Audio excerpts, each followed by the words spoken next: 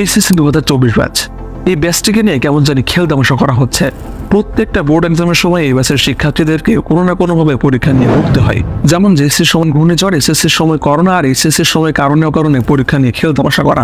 যখন জুনের 30 তারিখে এইচএসসি পরীক্ষা অফিসিয়ালি নেবার কথা শিক্ষা মন্ত্রণালয় থেকে জানানো হয়, অন্যান্য ব্যাচের থেকে কম সময় পাওয়ায় তার পরপরই এই পরীক্ষা 2 মাস অথবা 1 মাস পেছানোর জন্য শিক্ষার্থীরা বিভিন্নভাবে মানববন্ধন এবং আন্দোলন করে, কিন্তু তাতেও কোনো কাজ হয় না। শিক্ষা মন্ত্রণালয়ের দায়িত্বে থাকে গুণধর শিক্ষামন্ত্রী নফেল বলেন এসব নাকি সবই ভিত্তিহীন।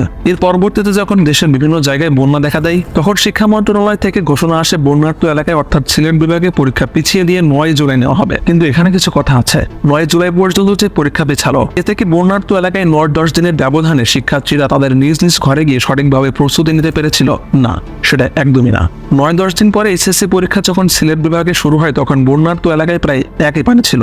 এইচএসসি পরীক্ষা নিয়ে বিভিন্ন গণমাধ্যমে রিপোর্ট করা হয় এর পরবর্তীতে। এছাড়াও দেশের গণ্যমান্য শিক্ষক মন্ডলী সহ শিক্ষা পেশায় নিয়োজিত অনেকেই পরীক্ষা পেছানোর জন্য শিক্ষামন্ত্রীকে অনুরোধ করে। তারপরও শিক্ষামন্ত্রী পুনরায় বলেন যে এগুলো নাকি সবই ভিত্তিহীন কথাবার্তা।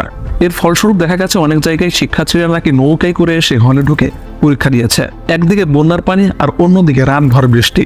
এসব তাপজ্বালা সহ্য করে শিক্ষার্থীরা বিগত পরীক্ষাগুলো দিয়েছিল। এছাড়াও গাইবান্ধার ফোরসরিতে এসএসসি শিক্ষার্থী বজ্রপাতে মৃত্যুবরণ করে।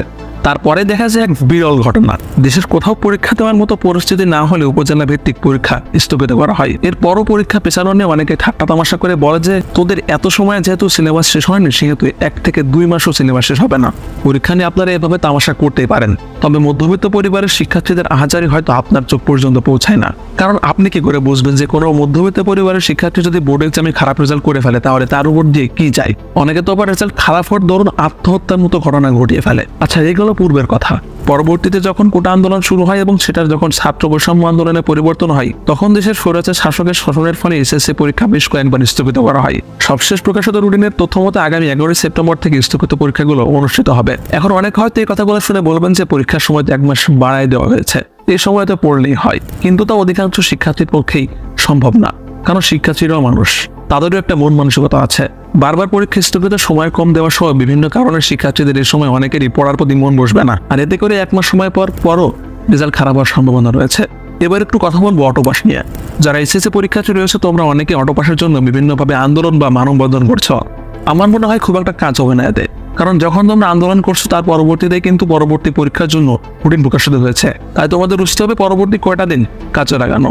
কারণ এখন যতই বড় না কেন যে পরীক্ষা যখন হবে তখন দেখা যাবে। তাদের উদ্দেশ্যে আমি একটা কথা বলবো যে রেজাল্টের পরবর্তীতে কিন্তু তোমার গার্ডিয়ানরা দেখবে না যে পরীক্ষার আগে কেমন পরিস্থিতি ছিল, দেখবে তোমার রেজাল্ট।